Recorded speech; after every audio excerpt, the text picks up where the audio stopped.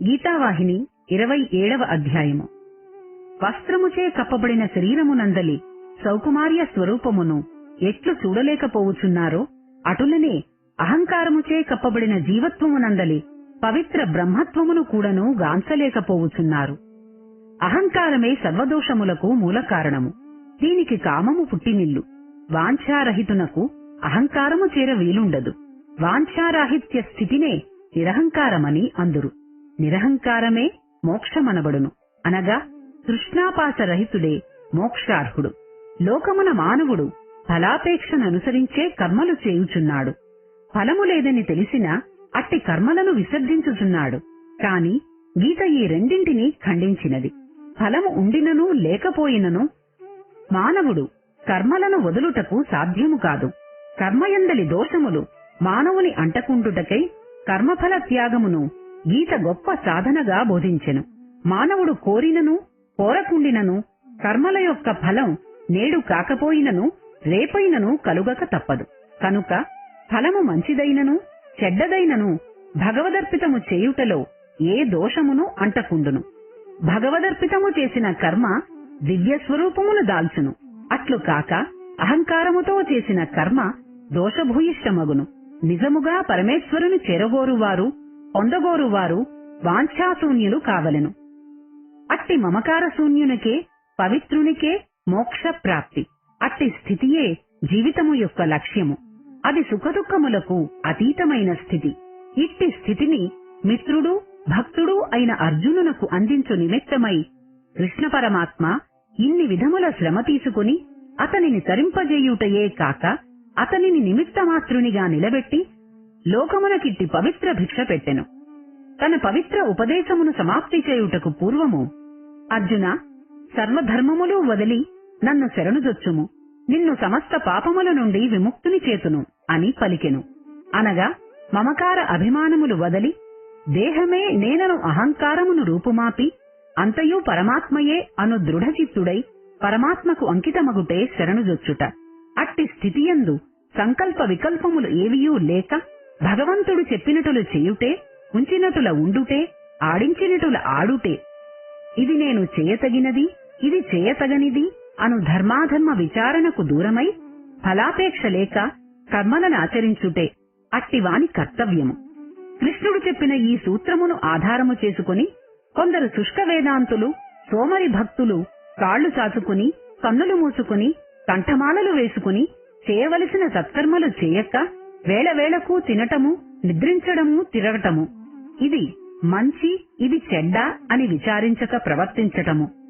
ఏమిరా నాయనా, నీ ధర్మమును నీవు ఆచరించక ఈ రీతిగా ప్రవర్తించుచున్నావే అని ఇంటిలో పెద్దలో లేక అనుభవజ్ఞులైన మహనీయులో ప్రశ్నించినా, ఏమండి, మీరు కూడా ఇట్లు కొరబడుచున్నారు, గీతలో పరమాత్ముడు చెప్పినది మీకు తెలియదా?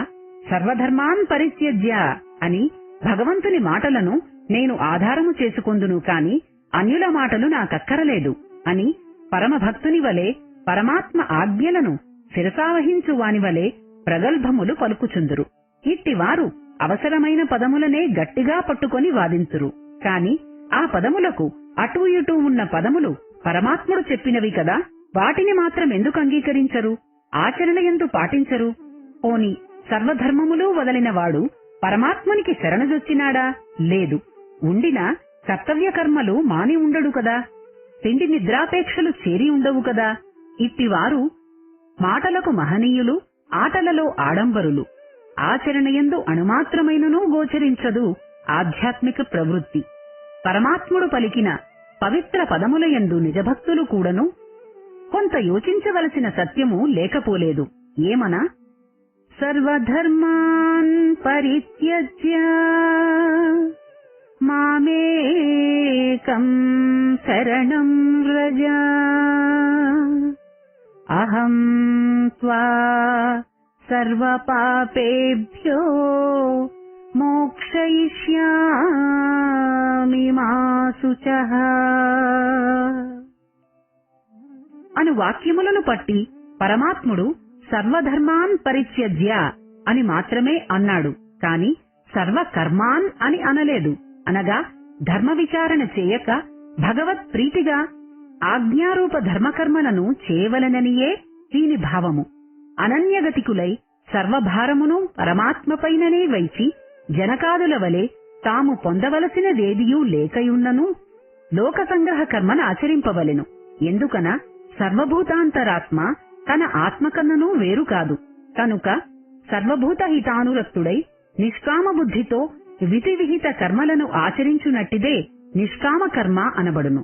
కాన గీతను అవగాహన చేసుకుని తదాదేశానుగుణంగా నిష్కామ కర్మనిష్ఠులై స్వధర్మమును చక్కగా నెరింగి సర్వమును హరిప్రసాదముగా భావించి కర్మలు చేయుట మాత్రమే కర్తవ్యము. ఫలాపేక్ష లేక సాత్విక ప్రవర్తన కలిగి హరి కృపా కటాక్షములకు పాత్రులైన వారి జీవితములే ధన్యములు.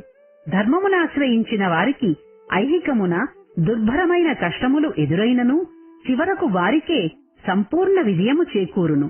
అధర్మపరులు ఐహికమున సర్వసంపదలతో తులతూగినప్పటికీ తుదకు వారికి సర్వనాశనము సంభవించక తప్పదు. ఈ విషయమున పాండవ కౌరవుల పరిస్థితి మానవలోకమునకు ప్రత్యక్ష సాక్షి. అధర్మమూర్తులైన కౌరవులు ధూర్తులై ధర్మమూర్తులగు పాండవులను నానా బాధలకు గురిచేసినను కడకు ధర్మమూర్తులకే విజయము. అధర్మమూర్తులకు సర్వనాశనము సంభవించును.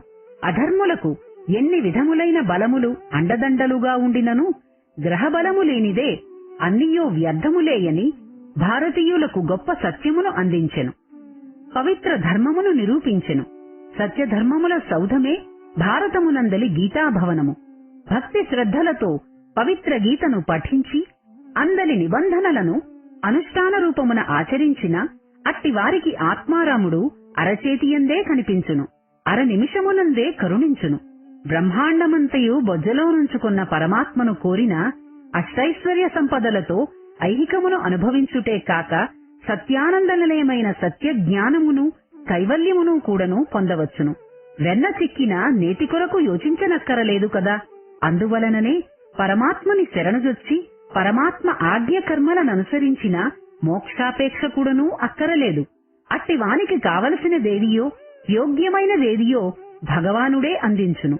తన కొరకు తపించవలెను కాని మోక్షము కొరకు కాదనియు తనను శరణుజొచ్చి మోక్షమును కూడాను త్యజించిన అట్టివాని సర్వ పాపములను నాశనము చేతుననియు పరమాత్ముడు గట్టి మాటనిచ్చి అర్జునునకు తిరిగి పుట్టుక లేకుండా చేసెను. కావున పుట్టుక కోరని వారందరూ ఇట్టి గట్టి చట్టముననుసరించి పరమాత్మను మెప్పించి అతనిని శరణుజొచ్చిన సర్వసిద్ధిని సాధించవచ్చును. 27వ అధ్యాయం సమాప్తం. గీతావాహిని సంపూర్ణం.